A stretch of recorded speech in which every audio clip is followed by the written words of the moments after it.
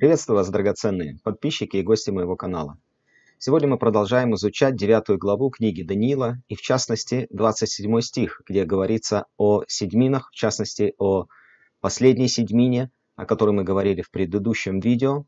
Кто не видел, посмотрите обязательно, там я объясняю тонкости иврита, связанные с употребленными там ивритскими словами. И сейчас мы продолжаем рассмотрение той же самой темы, и половина седьмины, о чем идет речь. Для этого давайте обратимся к тексту на иврите. Итак, я сразу прочитаю на иврите. Вы помните, что 27 стих на русском языке звучит так. «И заключит завет для многих одна седьмина, а в половине седьмины прекратится жертва и приношение, и на крыле храма мерзость запустения, и до конца войны будут опустошения». Очень важно посмотреть, это мы сейчас прочитали перевод, но давайте посмотрим, как это говорится в тексте на иврите.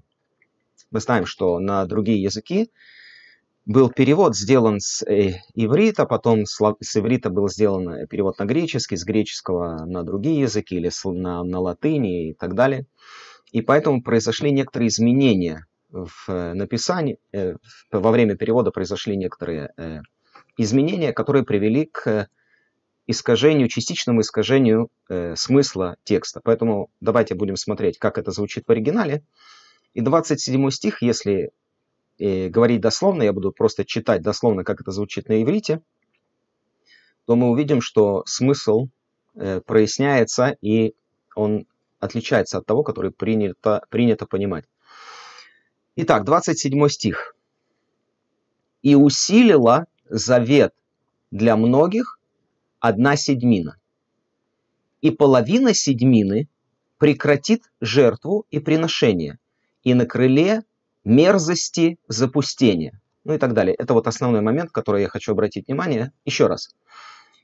Если в русском языке написано «и заключит завет для многих одна седьмина», то на иврите сказано «и заключил, и усилила завет для многих одна седьмина». То есть идет речь о завете, который был заключен до этих событий. Это был завет, который заключен в стихах, описанных до 27-го. Там, где идет речь о смерти Машиаха, о смерти Христа. Когда закончилось 62 седьмины, мы об этом говорили в предыдущем видео, обязательно посмотрите, то Иисус в своей крови заключил Новый Завет. И вот этот завет был усилен одной седьминой, которая продлилась во времена апостольского служения. Первые 7 лет, я об этом говорю в предыдущем видео. Там, когда множество иудеев уверовало, и когда уже впоследствии апостол Павел пришел в Иерусалим, ему сказали апостолы: «Посмотри, брат, какое великое множество уверовавших, и все они ревнители закона». Вот это было усиление завета, вот того Нового Завета в крови Иисуса Христа, который был заключен Иисусом Христом. Итак, «и усилила завет для многих одна седьмина». Дальше. «И половина седьмины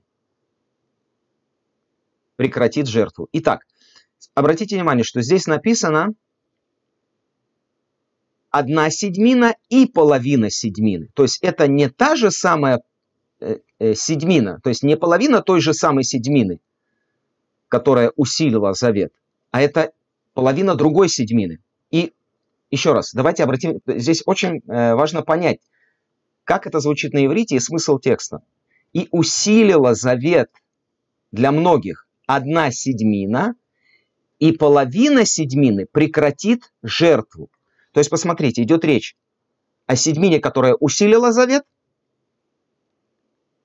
и о седьмине, которая в будущем уже прекратит жертву. Там шла речь в прошлом времени, усилила завет одна седьмина, то есть существующий завет уже был усилен для иудеев, как мы сказали, уверовало множество, благодаря благовестию апостолов после смерти и воскресения Иисуса Христа. И дальше предупреждение. «И половина седьмины прекратит жертву и приношение, и на крыле мерзость запустения. Ну, понятно, что идет речь о крыле святилища. На русский язык так и добавили на крыле святилища. Вот. Хотя в оригинале здесь написано «на крыле мерзость запустения».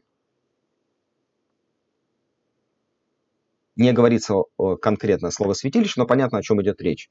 Мерзости. Обратите внимание, что здесь не мерзость в единственном числе, а мерзости запустения. То есть это было несколько предметов, которые называются в Писании в данном случае мерзости запустения.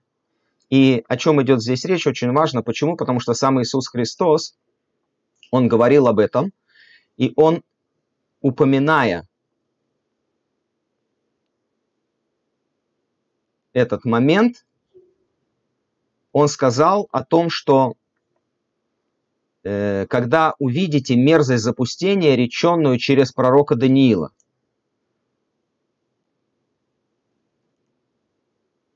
Итак, пророк Даниил в 9 главе, мы только что об этом говорили, сказал о том, что на крыле святилища будут мерзости запустения. То же самое упоминает Иисус Христос, когда увидите мерзость запустения, реченную, ну, там сказано в единственном числе, реченную через пророка Даниила, читающий да разумеет, тогда находящиеся в Иудее добегут в горы. Итак, мы уже сказали, что до смерти Христа Даниилу было показано 62 седьмина, когда будет предан смерти Христос. Седьмина последняя, 70-я, это седьмина благовестия, которая была до того, как благовестие пошло к язычникам через апостола Павла. Это последняя седьмина благодати. Вы помните, было сказано, что 7 седьмин и 62 седьмины – это 69 седьмин, после которой будет предан смерти Христос. Но обещано было 70 седьмин для народа твоего и святого города твоего. То есть это 70 седьмин благодати. Последняя, вот эта 70-я седьмина, это не седьмина суда, как это сейчас принято понимать из-за неправильного перевода. Это седьмина благодати. А вот седьмина суда – это уже следующее, о половине которой дано определенное указание. Итак, если мы посмотрим на историю, то мы узнаем, что в 70-м году нашей эры был разрушен храм. И это произошло ровно в середине так называемой Первой Иудейской войны, то есть восстание иудеев против римского правления, которое происходило с 66 года нашей эры по 73 год нашей эры. Это как раз 7 лет. 70-й год – это ровно половина.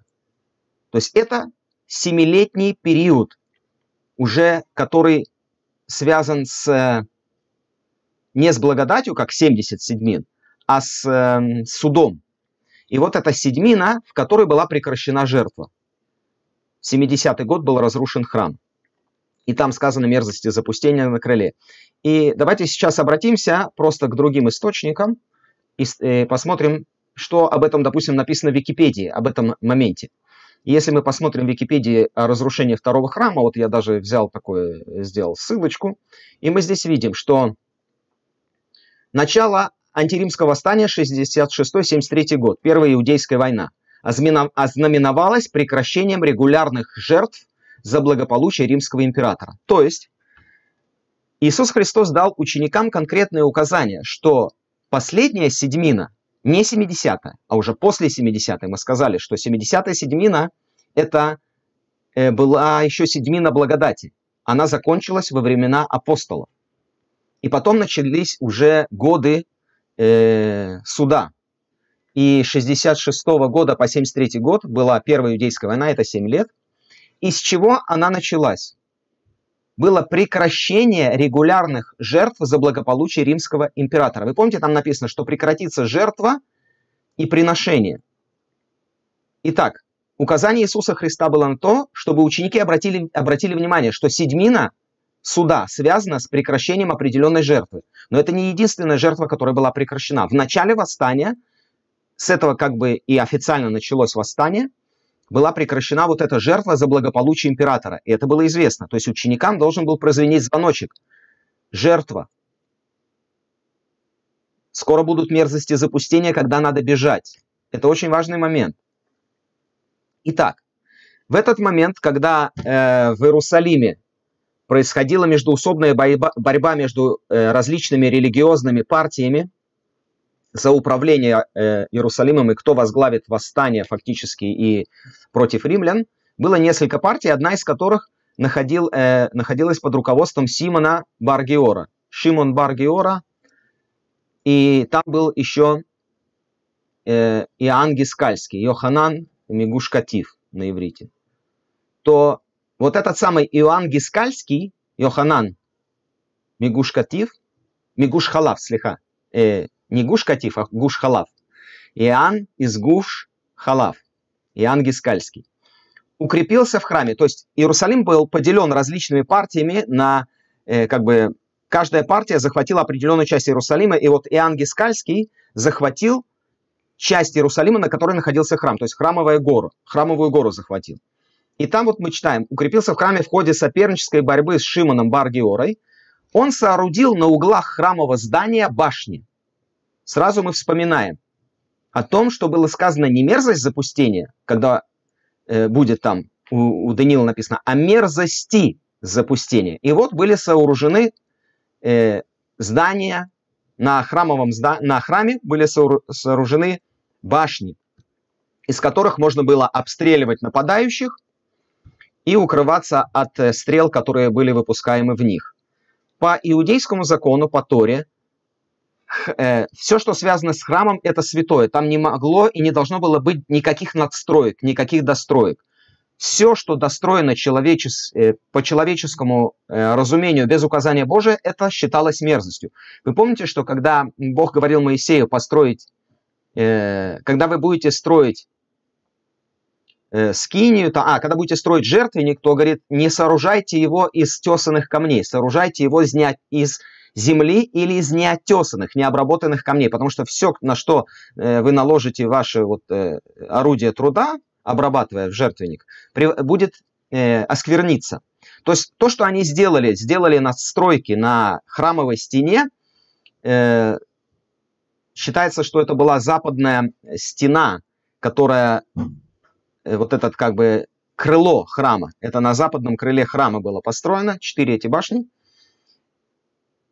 Иоанн Гискальский построил 4 башни, да, в иудейской, на иврите, когда читаешь, там именно конкретно дается указание, что 4 башни было построено, вот эти самые мерзости запустения, они есть осквернение, которое Бог предупредил Даниила, что будет на крыле храма мерзости запустения. Об этом сказал Иисус, когда увидите это. То есть Иерусалим занимал центральное положение в Иерусалиме, храм занимал центральное положение в Иерусалиме и был виден с разных сторон города. И, конечно, надстройки на храме, на храмовой стене были видны издалека. Об этом Иисус сказал, когда увидите мерзость запустения, то находящиеся в Иудее пусть бегут в горы, потому что приблизилось время разрушения Иерусалима, время запустения. Об этом Иисус предупредил учеников. Итак, в момент, когда началась Иудейская война, были прекращены жертвы в честь императора, за благополучие императора. Читаем дальше, что осада и бои за город длились 5 месяцев, согласно описанию событий Иосифа Флавия. 17-го Тамуза, это месяц, прекратилось принесение жертвы Тамид. То есть, потому что, возможно, не было священников для проведения ритуала. Между 22 и 28 Тамуза сгорели храмовые колонны. То есть, это как раз уже перед самым захватом храмовой горы.